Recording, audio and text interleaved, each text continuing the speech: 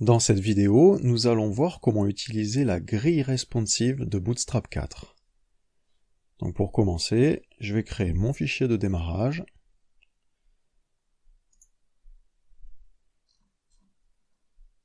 Voilà, donc je vais prendre le code d'exemple, copier, je me crée mon petit fichier index.html, je l'ouvre avec mon IDE, voilà.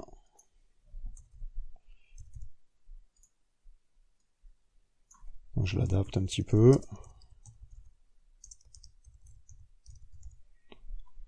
Donc je vais enlever tout ce qui ne me sert à rien, donc le JavaScript, j'en ai pas besoin. Donc Bootstrap, impec. Donc je vais dans la documentation, sur Layout. Tout le contenu du site web doit être contenu dans une balise sur laquelle on applique la classe container ou container fluide, si on veut que le site occupe toute la largeur de la page. Alors moi je vais faire ça dans un container.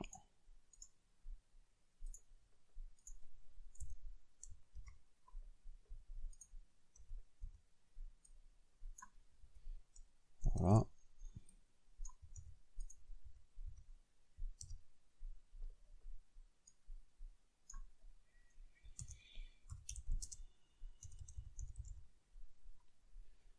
Alors je vais indenter avec 4 espaces.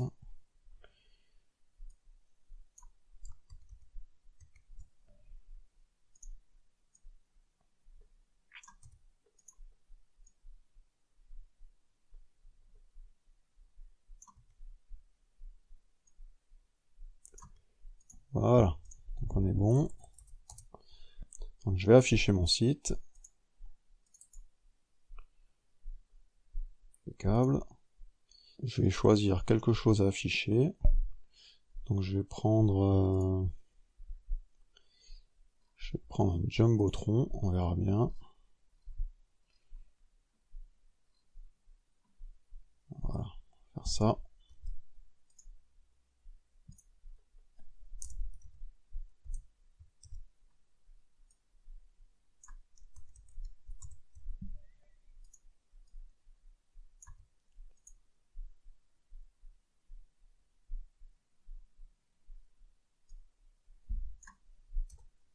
Donc je l'adapte un petit peu pour qu'il prenne moins de place.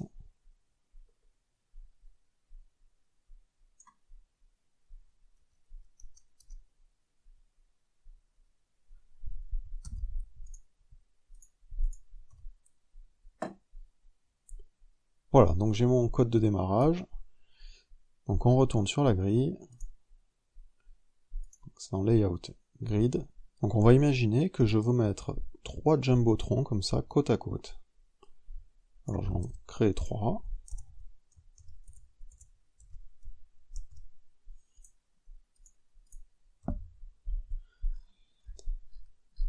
Et on va essayer de les mettre côte à côte en utilisant la grille de Bootstrap. Donc pour cela, on voit que on doit créer ce qu'on appelle une ligne. Donc c'est la classe row. Donc je crée ma div. Div class row. Et tant que je ne ferme pas ma div, tous les éléments qui sont dans cette balise vont être positionnés sur la même ligne. Donc je la ferme. Donc slash div. Donc là j'ai bien tous mes éléments contenus sur ma ligne. Alors c'est pas fini. On va aussi leur dire que chaque élément est dans une colonne. Donc pour cela je vais appliquer la classe call. Alors on a plusieurs options, on va les voir juste après, elles sont là. Alors on a .call, et après on a plusieurs autres classes qui correspondent à des largeurs d'écran. Alors déjà je vais appliquer la classe call.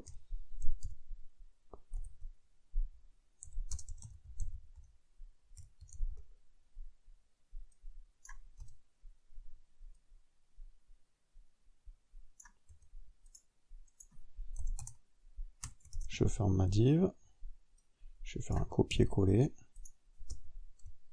Donc là j'ai ma deuxième colonne. Je ferme ma div. Ma troisième colonne. Et je ferme la troisième colonne, et on va voir ce que ça donne. Et là, ça y est, j'ai ma mise en page qui est correcte. Donc j'ai bien une seule ligne constituée de 3 colonnes. Si je veux rajouter une colonne, ben c'est facile, hein, je fais un copier-coller. Qu'est-ce que fait Bootstrap? Alors je rafraîchis, ben il prend la largeur d'écran, et tant qu'il y a des colonnes, ben il essaye de les faire rentrer. Alors arrive un moment, ça va plus rentrer. Ben là, à ce moment-là, il va créer une nouvelle ligne. Voilà, j'en rajoute 2 encore. Voilà, il les a ajoutés dessous, parce qu'il n'y a plus de place. Alors on peut s'amuser à redimensionner l'écran, pour voir ce que ça donne. Donc arrive un moment, ça rentre plus, donc il les met à la suite, en dessous. Voilà, donc là, cette fois-ci, j'ai 3 lignes.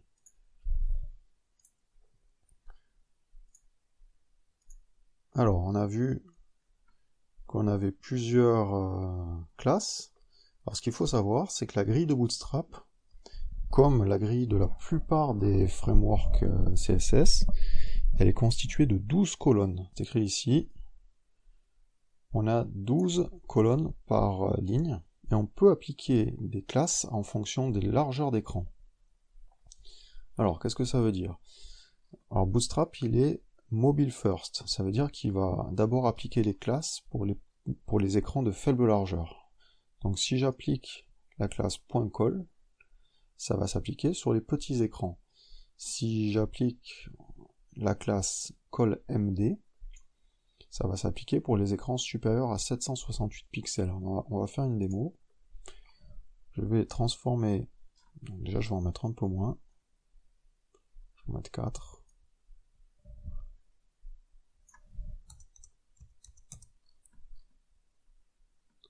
Au lieu de mettre col, je vais mettre col-md.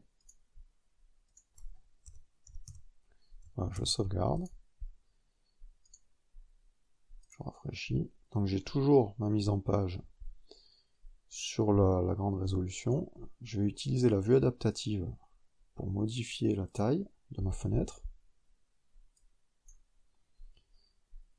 Alors on a vu que colMD c'est 768 pixels. Donc pour les écrans mobiles, donc pour les petits écrans, la mise en page est verticale. Donc j'ai 4 colonnes. Et normalement à partir de 768 pixels, ça va basculer. Voilà. Donc là ça va basculer sur 3 colonnes parce que la dernière ne rentre pas. On voit qu'il y a bien un basculement à 768. Donc là on commence à entrer dans le responsive design. On a une mise en page qui s'adapte en fonction du périphérique sur lequel on affiche le site web. On peut s'amuser à faire une mise en page un peu complexe. On va faire une mise en page sur une colonne pour les mobiles, 2 colonnes pour les tablettes et 4 colonnes pour les grands écrans. Alors pour cela, on peut rajouter derrière la classe la largeur en colonne. Donc on a l'exemple ici. Et allez, on va faire ça.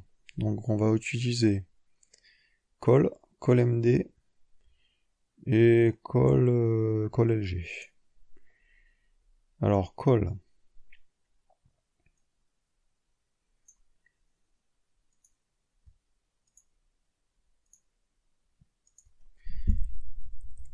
Alors je vais mettre col-1. Alors toute la largeur de l'écran c'est 12, puisqu'il fait 12 colonnes. Sur les médiums, on va mettre 6, ça va faire 2 colonnes, la moitié de l'écran. Et col LG, pour avoir 4 colonnes, c'est 3. 3 x 4, 12. Voilà, on va voir ce que ça donne. Donc là, je suis sur grand écran, j'actualise. J'ai toujours mes 4 colonnes. On va tester d'abord avec la vue mobile. Donc la vue mobile, je suis sur une colonne de large. Voilà, donc j'ai bien mes 4 jumbotrons. Arrivé à 768, ça va passer sur 2. Voilà, donc là je suis sur 2, en version tablette, on va dire. Et normalement, de 768 jusqu'à 960, et à partir de 960, on va passer sur 4 colonnes. Tac, voilà. Donc là, 960, paf, je passe sur 4 colonnes, et je reste sur 4 colonnes jusqu'à ma résolution, donc là je suis à peu près 1400. Donc voilà pour la partie responsive. Alors évidemment, on peut définir des tailles de colonnes différentes. Donc je peux très bien faire quelque chose du genre col LG2, col LG4, col LG2, alors ça fait 4 et 4, 8, et 4, 12. Donc je rafraîchis, et là j'ai des colonnes de tailles différentes. Voilà. Donc je peux faire col LG1 là, et col LG3 ici, ou 5 ici. Voilà. Et la mise en page ne bougera pas quand on passe sur les versions tablette, ici, et mobile, ici. Voilà.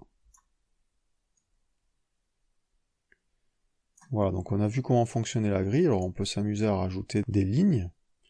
Donc là je vais repasser en largeur de 3, 3 x 4.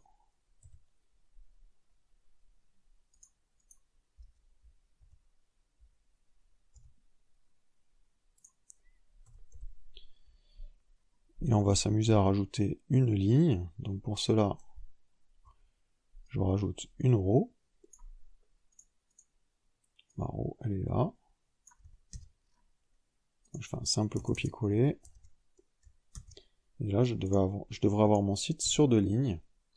Voilà, donc j'ai bien mes 4 colonnes sur la première ligne, et mes 4 autres colonnes sur la seconde, et on peut faire des mises en page différentes sur la deuxième.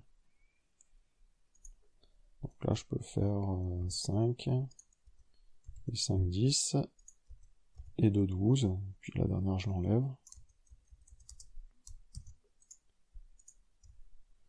Voilà, là j'ai une mise en page complexe.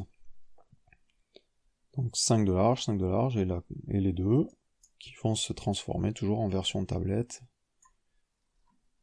Voilà, sur 2 colonnes. Ici, et sur une colonne en version mobile. Voilà. Donc on a vu l'essentiel du fonctionnement de la grille de Bootstrap. Donc après, il y a plein d'options. Donc il faut consulter la documentation. Alors il y a des choses plus ou moins intéressantes. Alors par exemple, on peut centrer les colonnes. Donc on le trouve ici dans Alignment. Alors on peut les aligner verticalement. Et on peut les aligner horizontalement. Ici. Donc imaginons, je repasse sur une seule colonne. Voilà.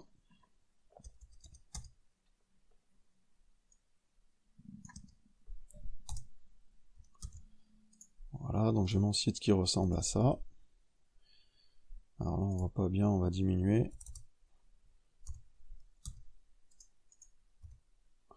Et je voudrais que le contenu soit centré. Là on peut appliquer sur, cette fois-ci c'est sur la row, donc on peut ajouter la classe Justify Content Center. Voilà. J'actualise, et là cette fois-ci, j'ai ma colonne qui est centrée dans l'écran. Voilà. Alors on a aussi les offsets. Alors je reviens à l'état initial, je vais mettre 3 colonnes. Donc 3 x 4, 12.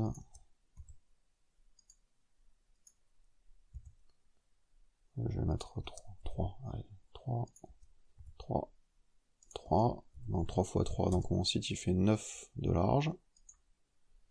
Voilà, et si je veux décaler les colonnes par rapport aux autres, donc on va voir sur la doc,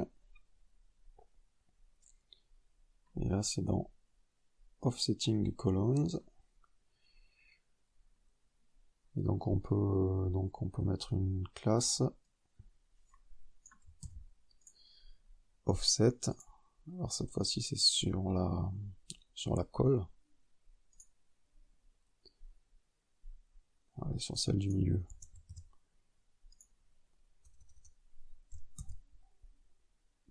X 39, je vais décaler de 2. Voilà, et là j'ai ma colonne qui est décalée de 2. Alors on peut aussi utiliser des options pour les marges, donc c'est un peu plus bas. Donc c'est ici, sur Margin Utilities. Alors on peut appliquer la classe MR Auto par exemple. Alors, on va essayer. Donc, je reviens à l'initial.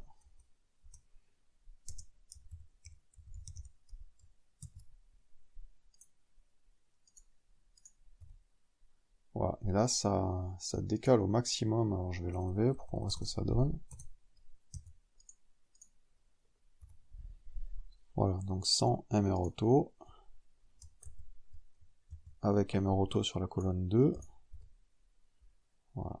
Si je l'applique sur la colonne 1,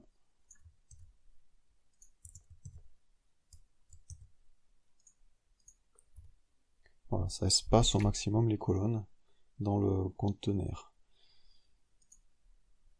Voilà, donc on a vu les principales fonctionnalités de la grille. Alors il y en a beaucoup d'autres, il suffit de consulter l'excellente documentation et voir, tester un peu les exemples.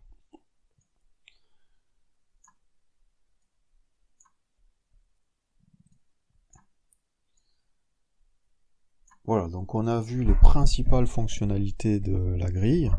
Donc après il suffit de regarder l'excellente documentation et les codes qui sont associés, et de faire des tests pour découvrir un petit peu toutes les possibilités de la grille de Bootstrap 4. Cette formation est terminée, je vous donne rendez-vous très prochainement dans les suivantes.